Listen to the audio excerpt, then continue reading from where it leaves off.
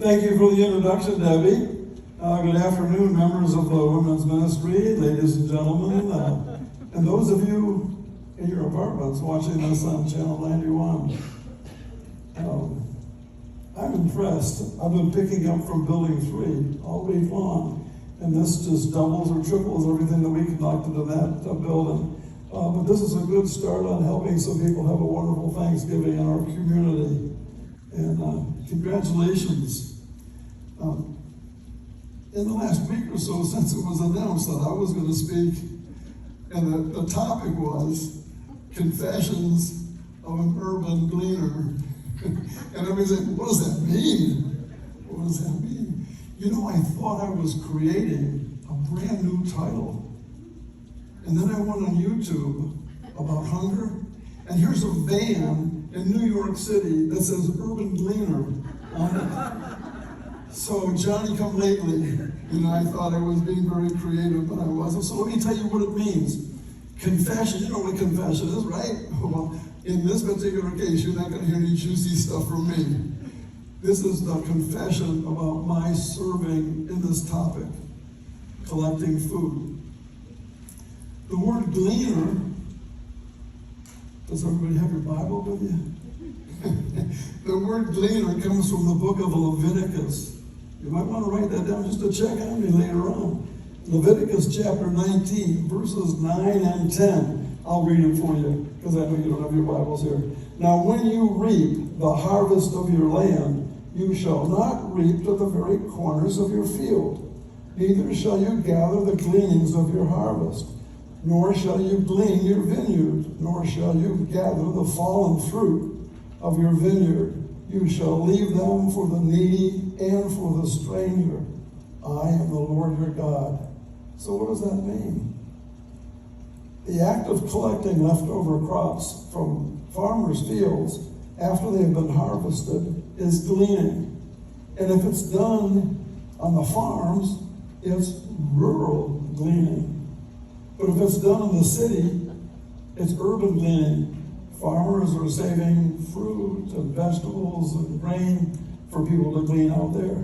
Right here in the city, we're looking for restaurants and other purveyors of food to make donations, right? That's right.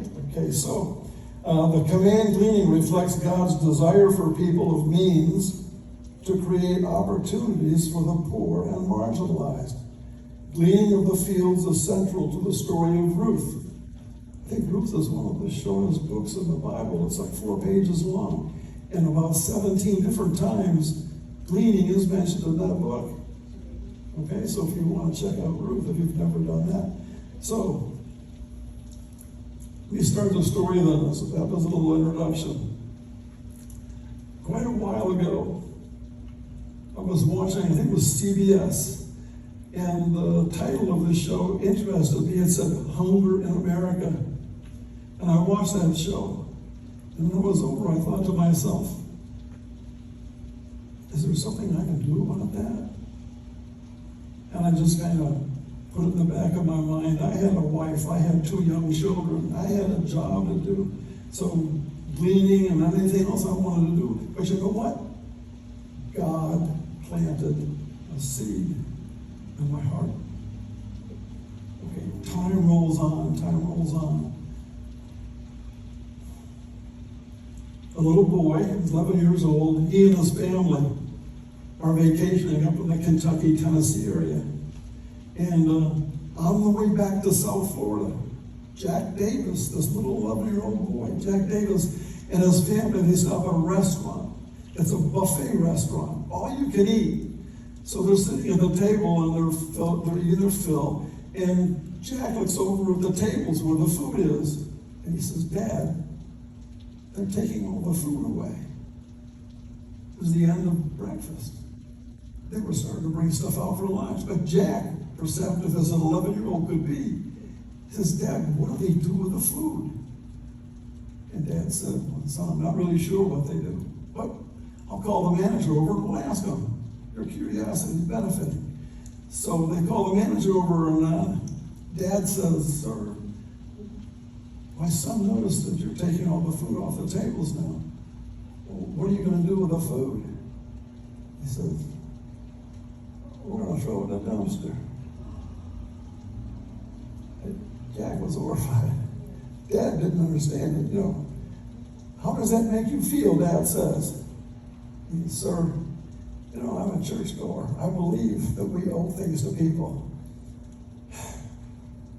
But litigation, the chance that we could be sued has to prevent us from doing anything like that. Well, that was the answer. So on the way home, back in the car, well-fed, driving south, the family discusses it. Dad just happened to have some really good friends who were Florida legislators. So when they got back to Coral Gables, where they lived, Dad started making contacts with people up in Tallahassee for his son's sake, but now that was going to become a family issue. Well, those legislators proposed legislation. They wrote a bill. The bill was passed. Governor Charlie Crist signed it into law, which said that restaurants that donated food in good faith, now they have to take care of it a certain way, refrigerate it, get it down to places that it can be used so that it's not spoiled or anything like that. But that's the way this all came out. In fact, the bill, the first part of the bill is called the Jack Davis blah, blah, blah bill. And so that little boy touched my heart too. And I said, maybe if a little 11-year-old kid could do something about hunger in this country, why am I not doing something about it? Again, I was impressed, and I wondered whether the Lord was planting another seed. And I think he was. But what was I to do? Not long after that, I was sitting in church with my wife and my kids in a pew, and this young couple came in, and I'd never seen them before. It was Mitch and Ina, and when the service was over, they turned around, and I wanted to greet them. How are you doing? Where are you from? And Mitch said that he was stationed, he was in the army. He was stationed in Germany. That's where he met Ina, and that's when they got married. And they moved back to the States when he got other orders to go to Southern Command in Doral. So as we talked a little bit more, he had a position. He was going to bring in a paycheck. But Ina said, I don't know the language real well, but I'm going to try and find a job out there in Doral near where we live. And I said, well, God bless you, and I'll pray for your success. So the next week, Sunday morning, I go into my pew. It's funny how we claim pews in church, isn't it? Excuse me, sir, that's my pew. Do you mind moving? That's happened. So Ina and Mitch are sitting right in front of us again, and I see, she's turning around, and she's smirking at me, and I think, what in the world is this all about, When church was over, I said, so have you been successful? How are you doing? She says, I got a job. I got a job at Panera. I'd never been to Panera. I knew they opened up a brand new one out in Doral, and that's where she got a job. And she said, I'm so happy. I'm happy for you, Ina. She said, you know what? I said, what? They give away all their food at the end of the night. I said, what? She said, every night there's a different organization, a tax-exempt organization, 501c3, 3CD, whatever it is. And I said, they give away all their food. She says, every Panera in the country gives away their food every night. And she said, tonight has nobody to pick up the food. Bing, there's that seed. Okay, so I went home, talked to the wife, and is this something that we want to get involved in? And let me see what I say here. I asked the Lord whether I should go to Panera that night or not. It's so easy to say, not yet, not now, somebody else. The thought went through my mind that I could just sit home and say, let's not move too quickly on this thing. But it's like I got a word from God. God saying to me, he knows me pretty good. He says, let's go on an adventure. let's see what we can do together. Let's think outside the box. I felt that God was urging me on, so I decided to get in the car and drive out to Doral and go into the restaurant and talk to the manager. I said, I understand all the food for your restaurant is given away every night. I said, who does that? He says, well, just people who are interested in feeding the hungry. I said, so if I had a feeling like that, you'd give me your food too? He says, I'll tell you what, there is a process to go through. You, on your church letterhead, needs to send a letter to St. Louis, the corporate headquarters for Gleaner. Once they see that you're certified and approved, they will tell you officially that you can pick up from now until you don't want to, until you just show that you're not reliable enough and they find somebody else. But tonight you can take the food.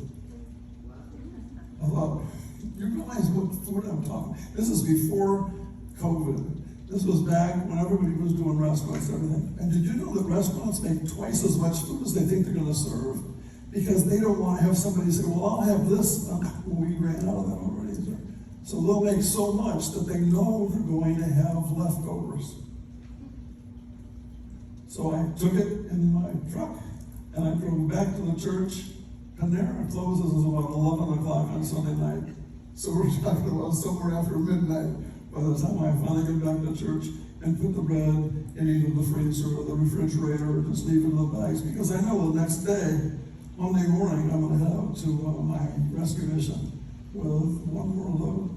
So that's the way it all got started.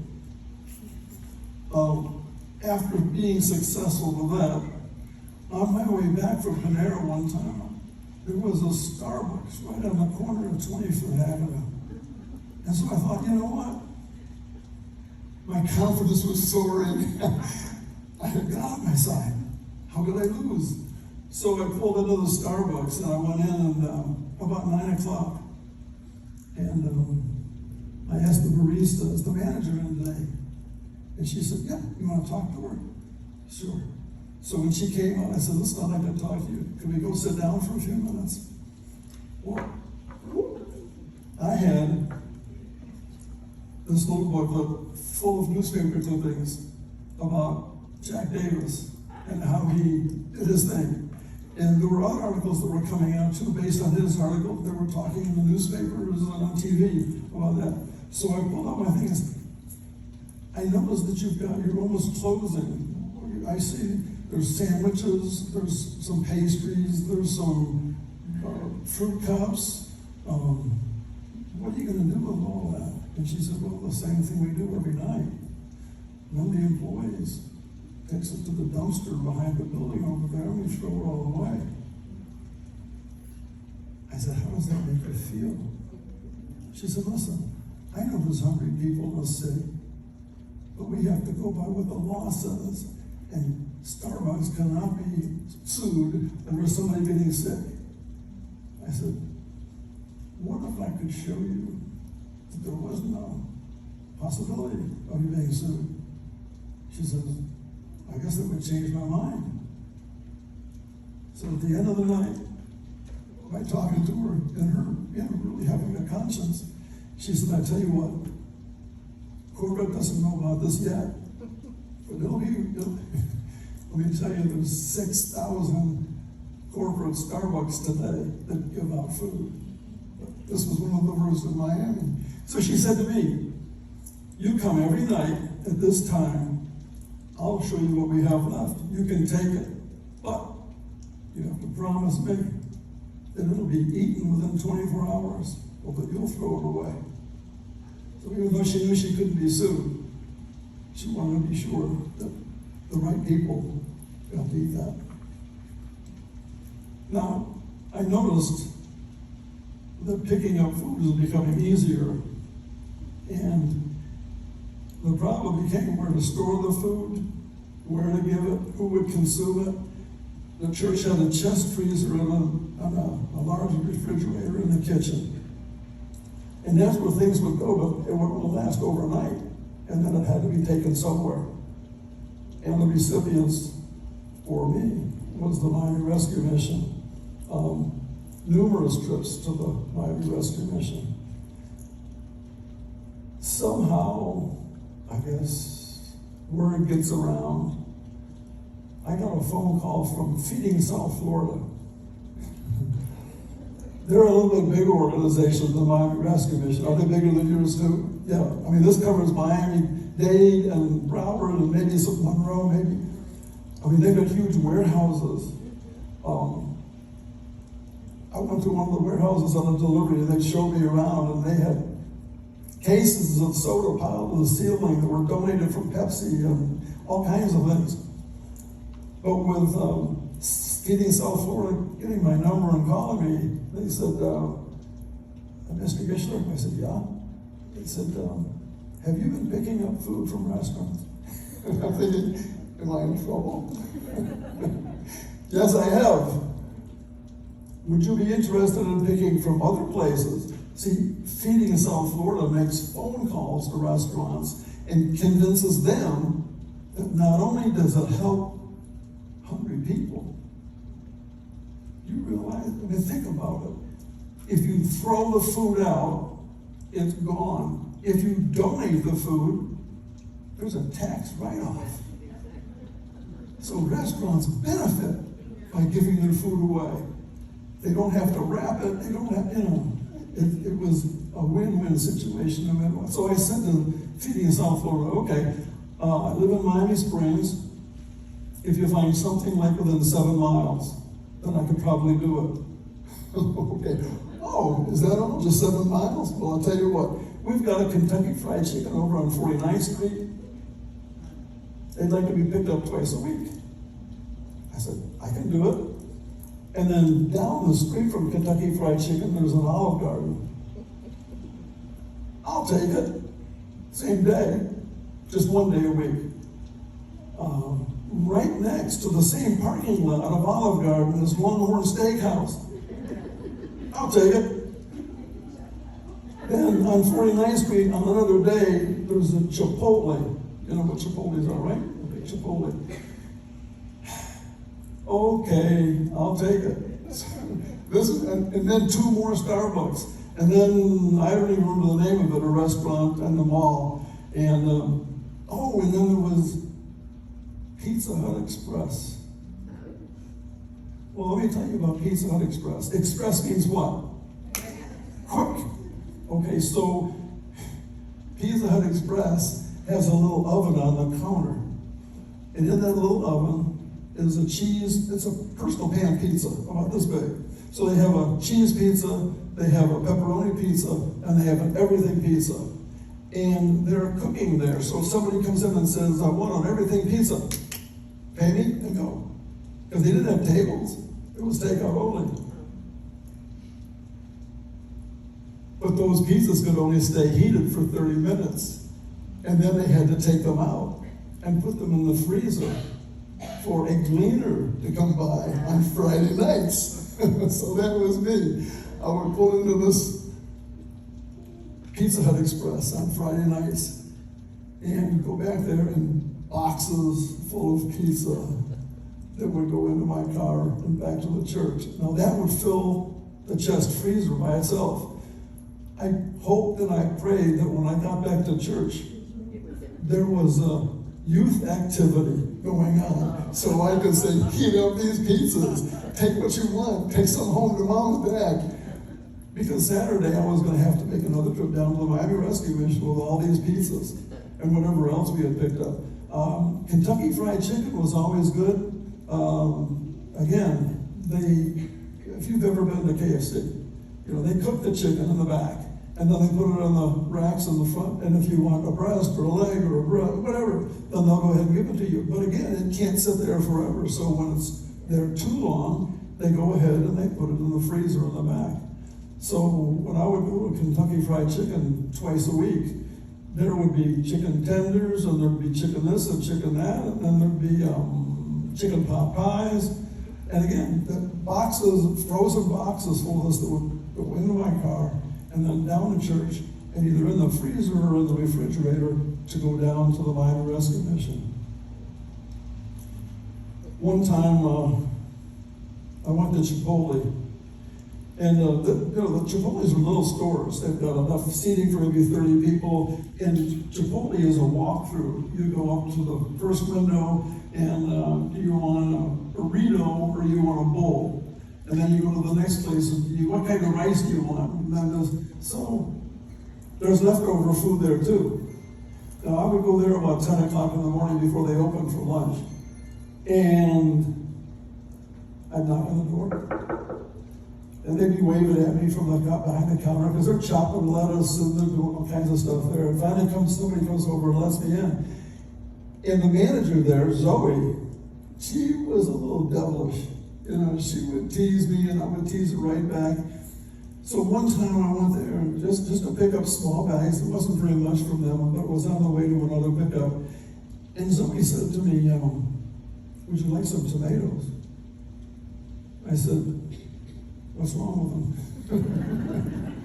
She said, no, they're good. The only problem is they're too ripe.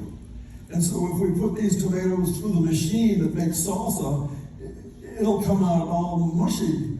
And so would you take them off our hands? We've got another load coming in before lunch, but we either have to throw these in the dumpster or you take them. So what did I say? I'll take them. So she says, take your car around to the back, knock on the door, and I'll have my guys back there and they'll load up your truck. Load up my truck. Okay, so I knock on the door and here's somebody with a flat of tomatoes. And so I take them from him, I turn around and I put them in my car, and I'm turning around to say, thank you so much. And there's another kid with another flat of tomatoes, and so I do that. And then I do that. 300 pounds of tomatoes from that Chipotle on that day. I'm heading back to Miami Springs, and my car was like, the tires are, I can tell, 300 pounds of tomatoes in back seats and in the trunk, and I didn't have any on my lap, but I would have if I had to. So, on my way back to Miami Springs, I thought, what am I going to do with 300 pounds of tomatoes? Because, you know, if you keep them overnight, they're probably going to start to rot. So they had to be gotten rid of immediately. And I thought, you know, Miami Springs has a senior center, and they feed about 100 residents a day, Monday through Friday. I'm going to go by there. I know the manager of the senior center, Karen. So I pulled around, and I went into Karen's office and said, Karen, you got to help me. Do you think your people would like some fresh tomatoes? Oh, they would love it. Oh, that's great. Bring some in. And so I bring in a flat of tomatoes and I set it down on the table. And I got mobbed. People just running to get the tomatoes, pushing each other out of the way. And so I'm backing out of the way and I go back to Karen and I say, listen, I've got a lot of tomatoes out there. They don't have to be that way. Why don't you tell them to go sit down and Mr. Gishler will be around to your table. So they sat down orderly, and I brought another flat in, and I carried it around and gave each person 3 or 4 tomatoes all around the whole room. And I got rid of about 200 pounds of tomatoes like that. Then I took the other 100 pounds, maybe 80 pounds back to church. And I thought, you know what? During the middle of the week, there aren't many things going on at church. There's a secretary and sometimes the pastor if he's not on a call. And other than that, but we had Grace Lutheran Learning Center. We had a preschool at our church. And there were 135 kids in the preschool, which meant 25 teachers. So I went to the director of the Learning Center and I said, Marcy, would it be okay if I went around and saw if anybody wanted tomatoes? Oh, Mr. Bishop didn't love it. So I parked everything in the kitchen and I went around with little baggies. And this one lady I went to, she said, oh, this is so wonderful. Well, a Hispanic lady, this is so wonderful. And then the Spanish words are big. And she said, could I have more? I said, what are you going to do? And I was almost out of them. But I said, what are you going to do with the tomatoes that you need more? She said, I'm going to make spaghetti sauce. And I will bring you some tomorrow. I gave her the tomatoes. I figured, we could both benefit. So that was Chipotle. And By the time I gave those 100 diners their tomatoes, there were smiles on their faces and lots of thank yous. And speaking of smiles on faces, when I would drop off my collection at Miami Rescue Mission, Miami Springs is out in the suburbs. The rescue mission is pretty much on the outskirts of downtown. And it services a lot of street people. And they hang around outside because there isn't room inside. You know, until it's time when they call and say, okay, we can serve you lunch now, so come on in. So as I pull up to the Miami Rescue the first time, there were people that made me think about what I was doing. You know, you gotta be reasonable, you gotta be realistic. You know, so I drove around the block 3 times, thinking, where do you go through a gate so that only the people that work there can have access to you? And there was nothing like that. I had to pull up in front to the curb and then call, and they would bring a cart out to empty my car into the cart, and they would take it in. The only thing is, it took them a little bit of time sometimes, and people would start to gather around the car, and they know, you've got food, I'm hungry. What you got in the box? Danish, you want one? Well, then 6 or 7 people, then they got good memories. They remember the color of the car, and they remember the time when I come by, and so the next time that the car pulls up in front of Miami Rescue Mission, I've got friends. And they really are. You know, they were thankful. They weren't greedy, they weren't nasty, they became friends. And I got to know some names. I don't have time to tell you the real story about what I did with a lot of the goodies that I picked up. I started a homeless men's breakfast at the church every Saturday morning. And all the stuff I collected, Olive Garden would give me Italian sausage. Oh, there's the sausage. The church had coffee. Well, I'll get to that. The church had coffee, so we had coffee. Any kind of bread from Panera. And so it was almost like it didn't cost anything to feed these people. So that's what we did. Oh, let's see. Now, don't get me wrong. I felt that what I was doing was worthwhile. But picking up food was time-consuming. But I was retired. It required dedication. That's one thing you can say about me. If I make a commitment to do something, like giving this talk, I don't back out of it. I'm in for the long haul. Hey, marriage for 52 years. Church membership for 60 years, the same church. The same house for 50 years. I'm dedicated. When I make up my mind, I'm good. I'm good to go. Finding replacements, though, you know, I knew that I wasn't going to be able to go to Starbucks every night, 365. So I found some people that would fill in for me if I was going to be late. If I was up at my daughter's house in Davie until late, or if we went on vacation, then there were people that would pick up. I just contacted the church yesterday, and Panera is still being picked up 4 times a month, unless there's a 5th Sunday that I pick up 5 times a month. Panera is still picked up. Olive Garden is still picked up. Let me tell you about Olive Garden.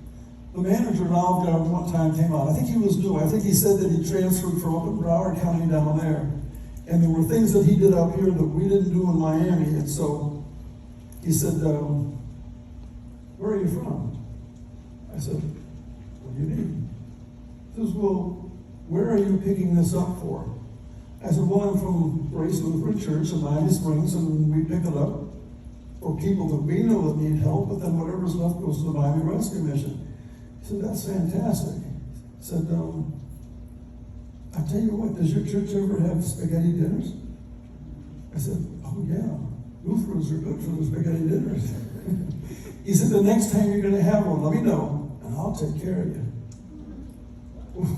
Diane don't look like that. I didn't know what I'll take care of you meant. I'll give you a reduction, I'll deliver it, we'll wrap it up for you. I didn't know what that meant. But I went back to church and looked at the calendar, and 3 weeks later there was going to be a spaghetti dinner because we were raising funds for scholarships. Our church would give out scholarships to members of the church that filled out the application and qualified. So I went back the next week to Olive Garden, and I knocked on the door, and I said, there's a manager here, he wanted to see me. So he comes out and he says, so what do you got? I said, 3 weeks from now, there's a spaghetti dinner. He said, what day is it on? It's a Saturday. Oh, okay, I'll tell you what, come by here at 10 o'clock Saturday morning, I'm working that shift. So come by on that Saturday morning, I'll take care of you. Again, that I'll take care of you, I don't know what that means. I came by on Saturday morning at 10 o'clock the day of the spaghetti dinner. Now the ladies had started making spaghetti sauce. I mean, original Italian spaghetti sauce the night before. And I had gone down there and I had said, now, Olive Garden said that they were going to take care of us. So make all the sauce you want, but I'm just telling you, I don't know what they're going to give me. So Saturday when I went down there, and he came out, and he says, I'm glad you're here. I'm all set for you. Come on, boys. And they bring out 12 bowls. Have you ever been to Olive Garden? They have a big bowl of salad, and you can get refills if you want. So they had these big bowls of salad, 12 of them covered with plastic wrap. And then they had bags of the croutons that went in it. And then they had a 6-pack of bottles that big of Olive Garden salad dressing. And then there was this strange looking aluminum thing. I said, what's in that? He said, you said 100? There's 100 breadsticks for you. I said, so what's that going to cost me? It's not going to cost you a cent. This is our privilege to do this for the community. So I said, oh my goodness. God, you know the start of this. You're making it work out so easy for me. So a positive aspect of this journey was getting to know wonderful people. You know, anytime that you're involved in something that your heart is in, you're going to run across people who understand what you're doing, and they would do it if they could. Example, I told the manager of Panera the first time I signed up, I said, well, thank you for letting me take the food, and I'm going to send that letter out right away to St. Louis and get approval for Sunday night. But I said, I'm only 8 minutes away. You know, Miami Springs is 8 minutes away from Doral.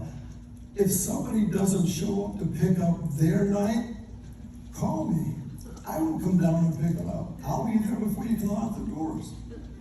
That's happened more than once, 3 times a week, picking up, and I'm talking about 150 pounds of bread and pastry and that kind of stuff. Now, I talked to you about tax-free or tax-exempt, or no, I talked to you about reducing your taxes if you donate food. So the first year that I did Panera, and when I'm at the restaurant, there's the manager going around how many cookies are being given away, how many bagels are being given away, and so it didn't affect me. He just had to keep track.